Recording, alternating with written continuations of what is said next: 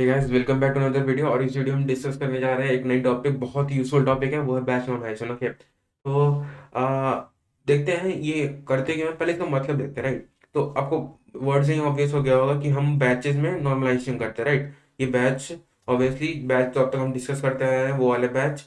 और ये नॉर्मलाइजेशन क्या है, जो हमने मशीन लर्निंग में भी बहुत बार किया है नॉर्मलाइजेशन। कि हम जो सारे वैल्यूज को लेते हैं, सारे बेसिकली मोस्ट कॉमनली हम लोग इनपुट वैल्यूज को लेते हैं, उनको किसी रेंज में ले आते हैं। तो जो नॉर्मल स्केलिंग हम लोग करते हैं, जो स्टैंडर्ड स्केलिंग हम लोग करते हैं स्केलन से, उसमें क्या होता है, अगर आपको अच्छे से याद होगा, तो उसमें हम वैल्यूज को 0 to 1 के रेंज में लेते हैं, राइट। वैल्यू टू नहीं, मतलब मीन को क्या करते हैं, हम मीन को 0 बना देते हैं। और स्टैंडर्ड के जो हमारा स्टैंडर्ड डिविएशन होता है ना, उससे 1 बना देते हैं। ओके, ये क्या करता है, ये करता है, ये सारे वैल्यूज को कुछ ऐसा डिस्ट्रीब्यूट करता है, मतलब नॉर्मल फॉर्म में ले आता है, राइट। इससे क्या होता है ना, स्केलिंग बहुत इंपॉर्टेंट है। ये करने से जो वैनिशिंग ग्रेडियंट की प्रॉब्लम है वो बहुत हद तक कम हो जाती है, और एक्सप्लोडिंग करने में काफी हेल्प करता है, राइट। पर प्रॉब्लम ये है ना कि जब हमारा न्यूरल नेटवर्क रन करना स्टार्ट हो जाएगा, जब फंक्शन करना स्टार्ट हो जाएगा, तो क्या आप मुझे ये दावे से बोल सकते हो कि जब हमारा मॉडल हिडन लेयर से पहुंच गया, जब सारे स्टार्ट होने लगे, जब हमारा वेट ऑप्टिमाइज होने लगे, जब ये मॉडल बैक प्रोपोगेट करने लगा, तो बाद आप गारंटी दे सकते हो कि ये जो वैल्यूज हैं वो स्केल्ड रहेंगे, क्या वो नॉर्मलाइज रहेंगे? बहुत ज्यादा चांस है ना कि वो वैल्यूज के नॉर्मलाइज ना रहे, और ये जो वैनिशिंग ग्रेडियंट की प्रॉब्लम है ना, वो वापस आ जाए। ओके, जो वैनिशिंग ग्रेडियंट की प्रॉब्लम है वो वापस आ जाए। अब आप पूछोगे कि अ, ये नॉर्मलाइजेशन करना इंपॉर्टेंट क्यों है? तो जल्दी जल्दी से एक एग्जांपल लेते हैं, राइट। सपोज हमने एक डेटा सेट बनाया, राइट। डेटा सेट बना दिया, तो हमने डेटा सेट बना रहे हैं कि एक साल में एक सिटी के लोगों ने अपनी गाड़ी को कितना ड्राइव किया, राइट। उनके उनके माइल्स कैलकुलेट करा, राइट। तो मैं क्या कर रहा हूँ, मैं माइल्स कैलकुलेट कर रहा हूँ जो एक साल में उन्होंने ड्राइव किया, राइट। सपोज किसी बंदे के पास फरारी है, बहुत महंगी गाड़ी है, राइट। तो वो ऑब्वियसली बहुत ज़्यादा नहीं ड्राइव किया होगा, तो मैं मान लेता हूँ कि उसने साल भर में 1000 माइल्स ड्राइव किया। अब किसी बंदे के पास कोई सस्ती गाड़ी, मारुति 800 है, वो बंदा वो गाड़ी रोज ड्राइव करता है, तो उस बंदे ने 1 लाख माइल्स ड्राइव कर लिया। तो इसे 1000 भी नहीं, 100 ही ले लेते हैं, चलो। ओके, तो आप देख सकते हो कि इनमें कितना डिफरेंस है। हम करते क्या है, हम वेट, जब हम बैक प्रोपगेट करते हैं, हम उसमें वेट से मल्टीप्लाई करते हैं, तो और इनपुट के साथ। तो आप इमेजिन कर सकते हो, अगर किसी केस में ये वेट बड़ा हो गया और ये आई, इस केस में और इस केस में कितना डिफरेंस हो जाएगा इनमें में। तो इसका जो W I I W 1 I one ले लेते हैं, और इसका जो W2 I2 ले लेते हैं, ये काफी बड़ा हो जाएगा, इससे बहुत बड़ा हो जाएगा। और यही नहीं, जब हम ऐसा करते हैं तो हम क्या करते हैं, हम ग्रेडियंट निकालते हैं, ऑब्वियसली। तो ये बड़ा हुआ ना, तो बहुत बहुत चांस है ना कि ये लेयर बाय लेयर प्रोपेगेट करते वक्त ये और बड़ा होते जाए। इसका मतलब क्या हो रहा है, ये वैल्यू बड़ी होती जा रही है, ये और इंक्रीज होते जा रही है। तो हमारा जो ग्रेडियंट्स का डिफरेंस है ना, वो बहुत बड़ा हो जाएगा। और इससे क्या प्रॉब्लम होगा, अगर आपको अच्छे से याद है ना, तो इससे हमारी एक्सप्लोडिंग ग्रेडियंट की प्रॉब्लम आ जाएगी। ओके, तो नॉर्मलाइजेशन करना बहुत जरूरी है। और एक और एग्जांपल देता हूँ। सपोज हम इनकी एज भी देख रहे हैं। ये बंदा बहुत एज्ड है, सपोज 50 साल का है, और ये बंदा बहुत यंग है, सपोज 20 साल का है। चलो, कुछ भी हो, एज एज एक रेंज में है, और हम जो इनपुट्स निकालेंगे वो सारे इनपुट क्लिक करेंगे ना, तो फिर भी देख लो इनमें कितना ज्यादा डिफरेंस हो रहा है, बहुत ज्यादा डिफरेंस। तो फीचर बाय फीचर भी डिफरेंस होता है, और उस पर्टिकुलर फीचर में भी डिफरेंस हो सकता है। इसलिए स्केलिंग बहुत इंपॉर्टेंट, इसलिए नॉर्मलाइजेशन बहुत इंपॉर्टेंट है, ताकि जब हम लेयर बाय लेयर प्रोपागेट करें, तो उससे हमारा ग्रेडियंट है वो स्केल ना हो जाए, राइट। तो इसीलिए अगर इससे हम सॉल्व करने के लिए क्या कर सकते हैं, पहला तो हम इनपुट को नॉर्मलाइज करें, राइट। लेकिन मैंने जैसे बोला कि अंदर जाकर भी वो प्रॉब्लम वापस आ सकती है, तो हम क्या करेंगे। तो ऑब्वियसली हमारे दिमाग में यह आएगा कि क्यों ना भाई हम इस मॉडल के अंदर ही वैल्यूज को ही स्टैंडर्डाइज कर दे। ओके, इसका क्या मतलब हुआ कि जब हिडन लेयर से वैल्यू निकल रही है, हम इसको नॉर्मलाइज कर दे, फिर जो आगे वैल्यूज मिलेगी वो एक रेंज में मिलेगी, मतलब हम हमारा ग्रेडियंट चेंज होगा, हमारा ग्रेडियंट आउट ऑफ रेंज नहीं होगा। ओके, तो ये ये जो है ना, इस प्रोसेस को हम बोलते क्या हैं? इसी प्रोसेस को हम बोलते हैं बैच नॉर्मलाइजेशन। और इसका मतलब क्या हुआ कि बैचेस में हमारी जो हिडन लेयर्स है वो नॉर्मलाइज होती है। अब पूछो कि नॉर्मलाइजेशन होती क्या है, तो बेसिकली नॉर्मलाइजेशन मतलब कौन सी वैल्यू होती है। ओके, तो बेसिकली हम क्या करते हैं हिडन लेयर्स में, हम हिडन लेयर्स में एक्टिवेशन फंक्शन निकालते हैं। अब होता क्या है ना कि एक्टिवेशन फंक्शन से जो मुझे आउटपुट मिलता है, एक्टिवेशन फंक्शन क्या करता है, नॉन लीनियराइज करता है। तो इससे जो आउटपुट मिलेगा ना, मैं उसी को नॉर्मलाइज कर दूंगा। तो हमारा काम हो जाएगा, हमने बैच नॉर्मलाइजेशन कर दी, उसको मैं नॉर्मलाइज कर दूंगा और इस पे मैं बैच नॉर्मलाइजेशन लगा दूंगा और हमारा काम हो जाएगा। लेकिन इसमें अच्छी बात क्या है कि आप ना उल्टा भी कर सकते हो। आप क्या करोगे, इसके पहले बैच नॉर्मलाइजेशन लगा दोगे और उसके बाद वो एक्टिवेटेड फंक्शन को पास करोगे। ओके, समराइज करके बोलता हूँ, आप एक्टिवेशन फंक्शन को बैच नॉर्मलाइज करके डाटा पास भी कर सकते हो, या फिर एक्टिवेशन फंक्शन से डाटा मिला उसको बैच नॉर्मलाइज कर सकते हो, राइट। तो ये बहुत यूजफुल है। अब मजे वाली बात क्या है, मजे वाली बात ये है ना कि बैच नॉर्मलाइजेशन ना एक्चुअली अगर आप एक्टिवेशन फंक्शन के पहले लगाओ ना, अगर आप स्टार्टिंग बैच नॉर्मलाइजेशन करो, तो आप जो इनिशियल इनपुट वैल्यूज को नॉर्मलाइज करते हो स्टैंडर्ड स्केलर से, बहुत केस में देखा गया, बहुत एक्सपेरिमेंट्स किए गए, बहुत केस में देखा गया ना कि अगर आप बैच नॉर्मलाइजेशन पहले ही कर दो ना, तो स्टैंडर्ड स्केलिंग करने की आपको जरूरत नहीं पड़ती है। ये बहुत हद तक, हालांकि स्टैंडर्ड स्केलिंग बेनिफिशियल है, अभी भी बेटर परफॉर्म करेगा अगर आप ये कर दोगे तो, लेकिन बहुत केसेस में बैच नॉर्मलाइजेशन सफिशिएंट हो जाता है। और सॉरी, बहुत केसेस में बैच नॉर्मलाइजेशन सफिशिएंट हो जाता है और ये क्या करता है, ये वैल्यूज को ऑटोमेटिक नॉर्मलाइज करता है, राइट। तो इसीलिए बहुत यूजफुल बैच नॉर्मलाइजेशन। और अब आजकल मॉडल्स में ये इतना यूजफुल हो गया ना कि अब ये डिफॉल्ट कंसीडर करता है। इसका क्या मतलब हुआ कि अब लिखते भी नहीं कि बैच नॉर्मलाइजेशन कर रहे हैं, क्योंकि अब ये कंसीडर्ड है कि बैच नॉर्मलाइजेशन हो ही रही है। हालांकि आजकल कुछ मॉडल बनने लगे रिसेंटली जहां बैच नॉर्मलाइजेशन नहीं होती, लेकिन मोस्ट जनरली बैच नॉर्मलाइजेशन काफी यूजफुल है। अब देखते हैं करते कैसे, इसकी मेहनत देख ली थोड़ी। ओके, ये कुछ स्टेप्स में करते हैं। पहला क्या करते हैं, हम पहले जो एक्टिवेशन फंक्शन से इनपुट मिली या फिर एक्टिवेशन फंक्शन के लिए जो इनपुट है, जो भी वैल्यू है, उसे हम क्या करते हैं, नॉर्मलाइज करते हैं। कैसे नॉर्मलाइज करते हैं, तो वही जो हम लोग अब तक करते हैं स्टैंडर्ड स्केलिंग। और वो कैसे करेंगे, तो एक्स माइनस म्यू, म्यू क्या है, हमारी मीन वैल्यू है। जो डाटा को हम जिस डाटा को जो एक्टिवेशन फंक्शन से डाटा मिल रहा है या उसको हम डाटा पास कर रहे हैं, उसकी मीन वैल्यू। तो ये हो गया मीन वैल्यू। और डिवाइड किससे करते हैं, हम स्टैंडर्ड स्केल स्टैंडर्ड डिविएशन से करते हैं। तो इसको हम दूसरे टर्म्स में क्या लिख सकते हैं, हम वेरिएंस का रूट लिख सकते हैं। वेरिएंस की रूट क्या होती है भैया, वेरिएंस की रूट स्टैंडर्ड डिविएशन तो होती है, तो वो भी लिख सकते हैं।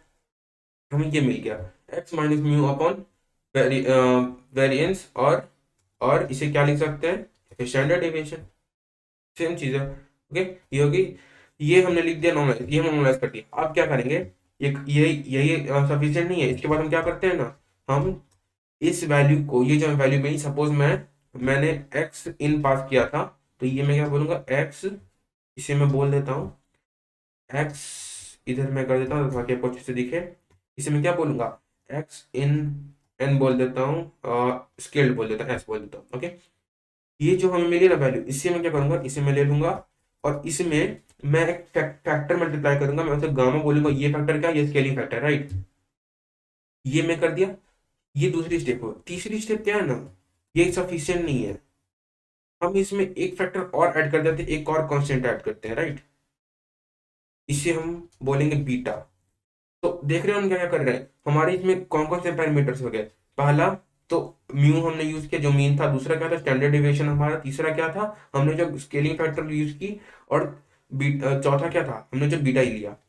तो हमारे पास टोटल 4 पैरामीटर्स आ गए।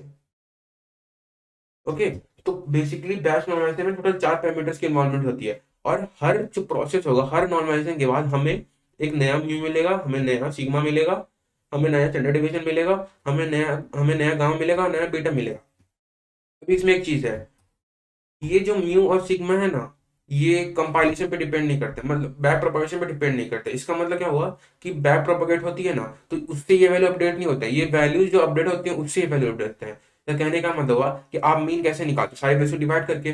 तो बैक प्रोपगेशन से वैल्यू चेंज होती है, नहीं ना होती है। इसका मतलब ये बैक प्रोपगेशन या फिर ऑप्टिमाइजेशन से ये वैल्यू चेंज नहीं हो रही है, लेकिन ये दोनों वैल्यूज ऑप्टिमाइजेशन से चेंज होती हैं, just like weight and bias. Okay, तो ये डिफरेंस होगी। तो बेसिकली चार हम लोग पैरामीटर्स देखते हैं इस केस में, राइट। ये हमने कर लिया, यही हो गया हमारा बैच नॉर्मलाइजेशन। इससे जो होती है ना, इस एक्सपेरिमेंट में देखा गया कि इससे हमारा मॉडल बहुत फास्ट होता है। इससे हमारी वैनिशिंग ग्रेडियंट, यहाँ तक कि एक्सप्लोडिंग ग्रेडियंट की प्रॉब्लम बहुत हद तक सॉल्व हो जाती है। और ये बहुत ज़्यादा यूजफुल होता है। चलिए चलिए एक छोटा सा कोड देखते हैं, मैं मॉडल बनाता हूँ और उस पर दिखाता हूँ बैच नॉर्मलाइजेशन यूज कैसे करते हैं। ओके, चलिए देखते हैं।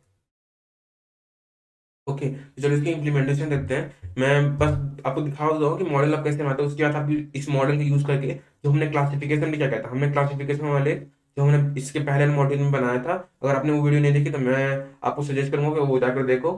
तो उसमें क्या किया था हमने हमने फैशन इमेज डेटा सेट लिया था, उसका हमने उसके अंदर मॉडल बनाया था, बहुत कुछ किया था। हम वो उसी इनपुट को कंसीडर कर रहे हैं अभी के लिए। तो मैं फ्रॉम टेंसर फ्लो मैं बस वो मॉडल बना देता हूँ, बाकी काम अब खुद से करना, तो आपको अच्छे से प्रैक्टिस हो जाएगी। ओके, तो मैं टेंसर फ्लो से केरास इंपोर्ट कर लेता हूँ। उसके बाद मैं क्या करूंगा, मैं यहाँ पर जैसे मैंने बोला मैं मॉडल बना देता हूँ और उसमें मैं बस नोटेशन लगा देता हूँ, राइट। बस फॉर डिमॉन्स्ट्रेशन पर्पस। ओके, हम यहाँ पर कोई प्रोजेक्ट नहीं कर रहे हैं। तो मैं क्या करूँगा, मैं मॉडल बनाऊंगा। वो कैसे करते हैं, Keras dot models dot sequential, और इसमें मैं क्या करूँगा, मैं लेयर्स बनाऊंगा। पहली लेयर कौन सी होगी, पहली लेयर में बनाऊंगा Keras dot layers dot flatten. और इसमें क्या पास करूँ, मैं इसमें इनपुट स्टेप पास होगा। तो अगर आपको याद होगा, अगर आपने वो क्वेश्चन कर रखा है, आपने वो प्रॉब्लम कर रखी, आपने वो टॉपिक वीडियो देख रखा है, तो उसमें आपको याद होगा कि हमने 28 बाई 28 स्टेप का इनपुट लिया था।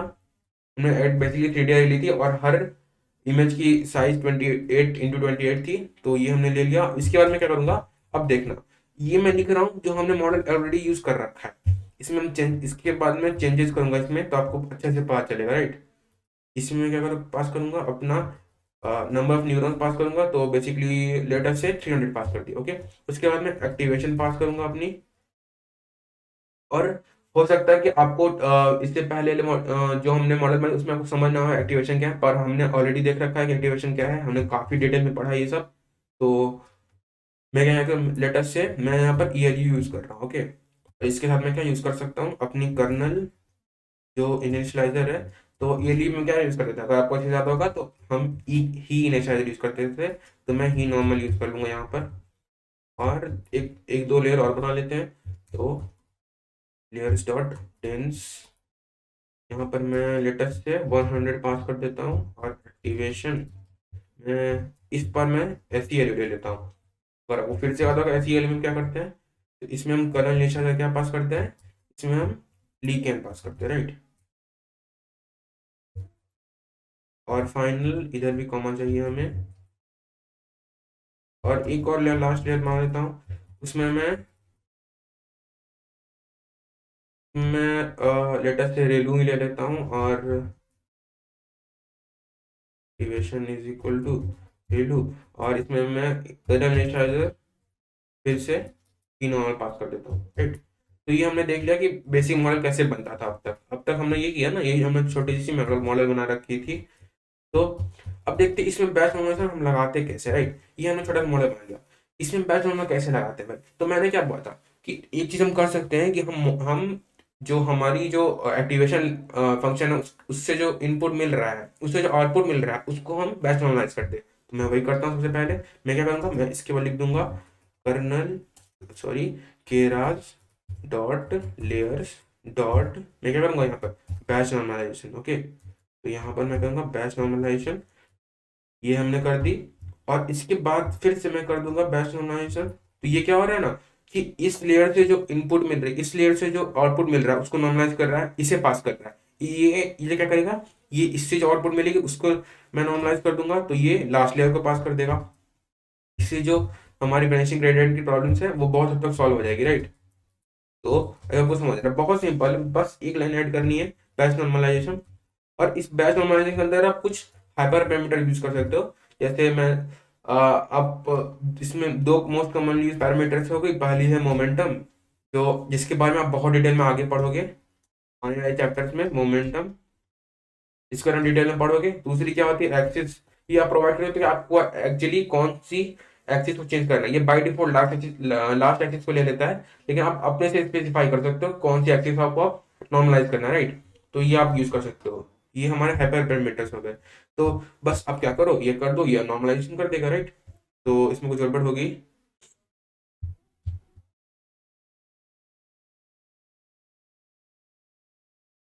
ओके, तो कुछ गड़बड़ हुई है। ओके, ओ ये मैंने स्पेलिंग गलत लिख दी है, अब शायद काम कर जाए।